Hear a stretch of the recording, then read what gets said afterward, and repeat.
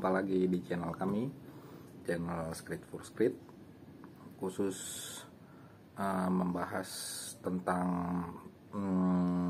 tanaman, terlebih tanaman anggur. Gimana kabarnya teman-teman?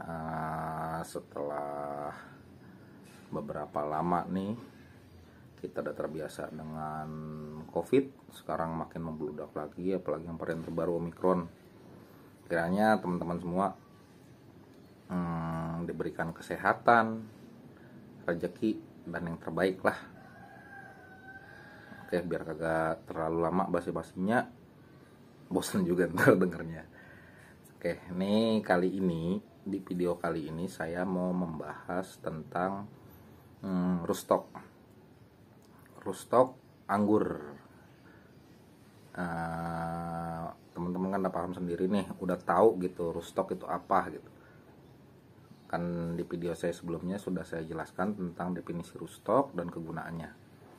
Nah, di video ini saya itu mau membahas tentang salah satu jenis rootstock varian luar yang kalau saya pribadi, kebetulan saya udah nanam juga, itu sangat genjah, sangat subur. Walaupun kondisi di tempat saya kebetulan hujan gak berhenti. Nah, berhenti cuma lebih banyak hujannya dibandingkan mataharinya, cerahnya, seperti itu. Nih, biar kita nggak berlama-lama nih. Kalau di Indonesia sendiri banyak rootstock lokalan seperti jenis Yellow Belgique atau yang disebut YB, disingkat YB. Baru rootstock Isabella yang sangat banyak digunakan oleh para teman-teman, para penghobi maupun para penghobi skala rumahan atau skala kebun ya.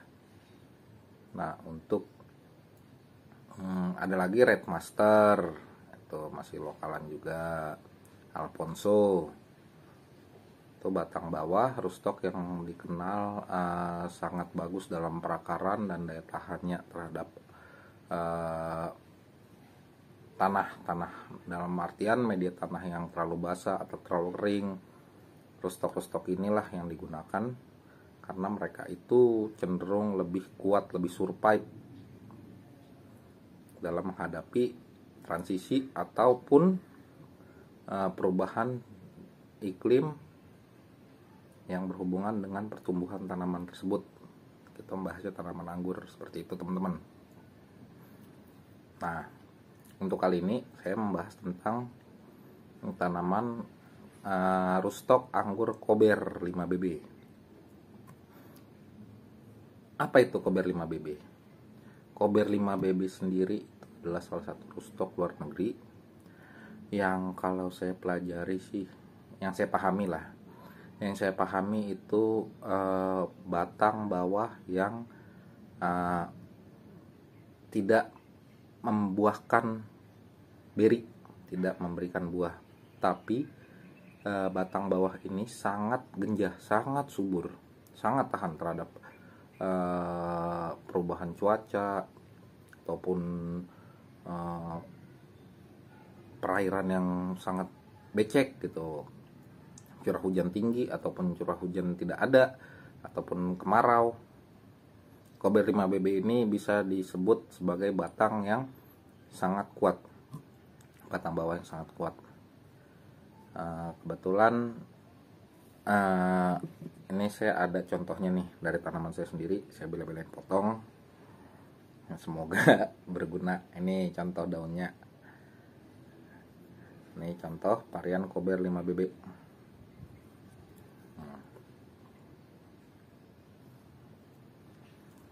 Ini itu saya nanam baru dikasih sama temen.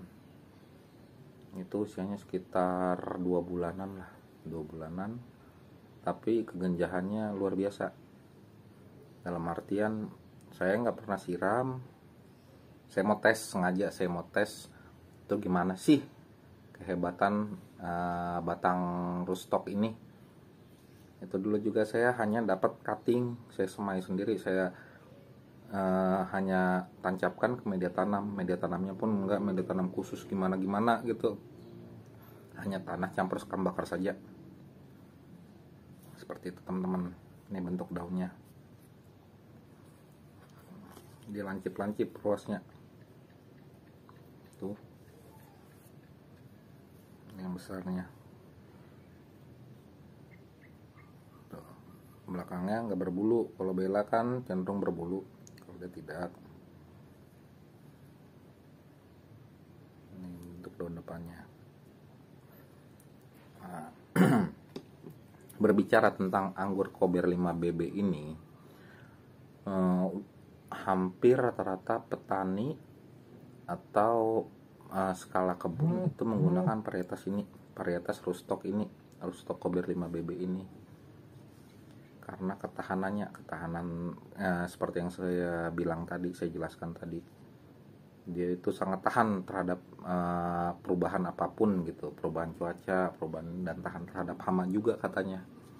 Saya belum paham juga sih. Nah, ini saya baca suatu artikel gitu,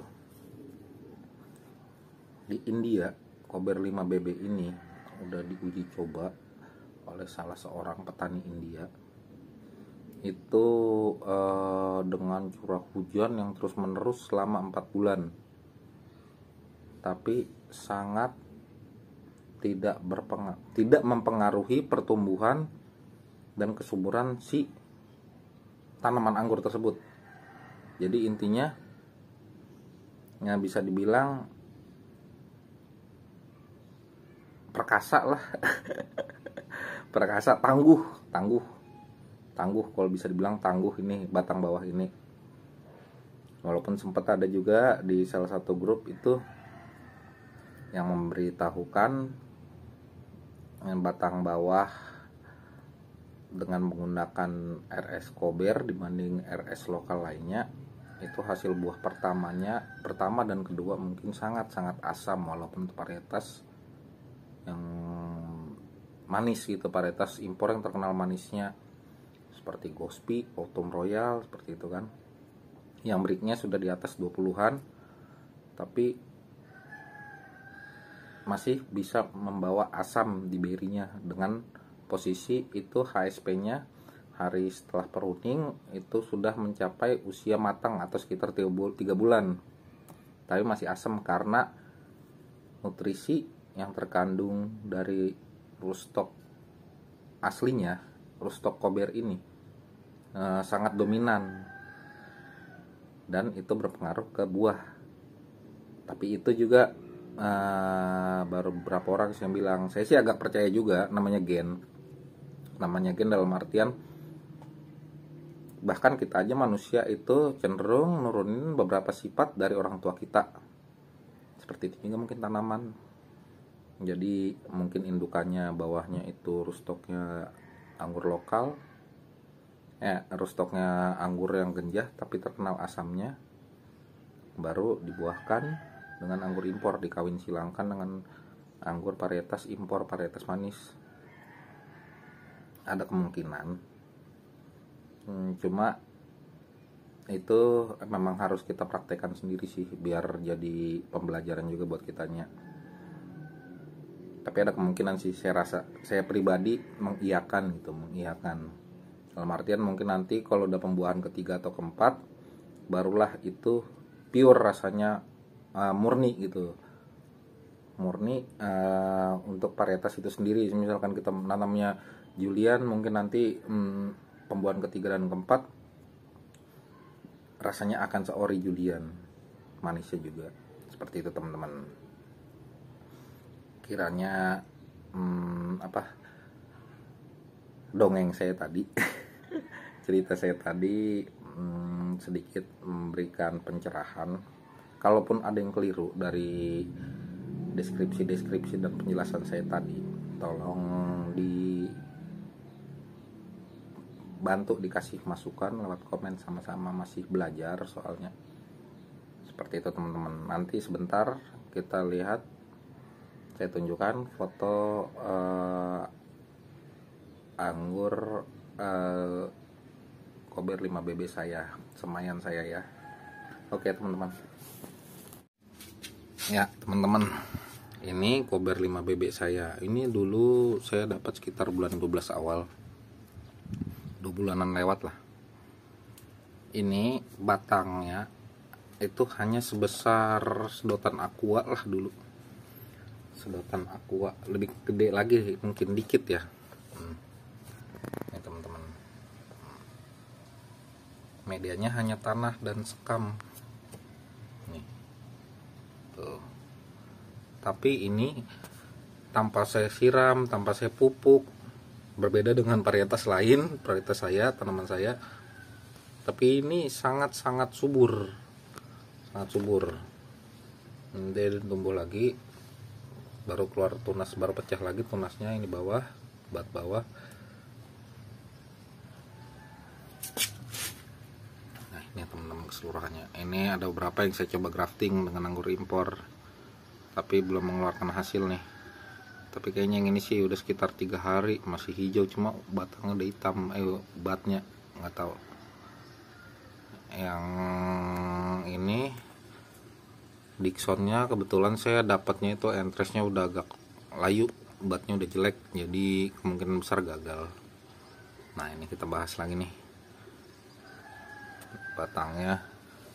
Nih batangnya jadi terpecah 2 nih di sini percabangan, tuh percabangan 1 ke sini. Nah, ini nyampe sini. Ini teman-teman tuh. Nah, percabangan kedua itu yang ini. Nih, yang ini barusan saya pangkas buat sampel tadi, 3 cabang ternyata. Nih, ini saya bantuin. Mungkin lah nyampe sini. Nah, jadi keseluruhannya seperti ini.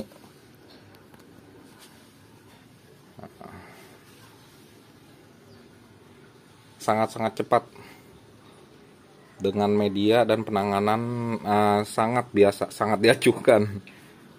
Jadi seperti itu teman-teman, betapa genjahnya varian ini. Nah saya juga coba iseng-iseng tes dengan varian ini, varian Isabella. Saya coba semai, baru sprout, cuma saya hujan-hujanin mati. Kita lihat apakah ntar tumbuh lagi. Ya kiranya seperti itu teman-teman. Jangan lupa komen, like, dan subscribe-nya. Kiranya kita bisa belajar bersama. Salam satu hobi.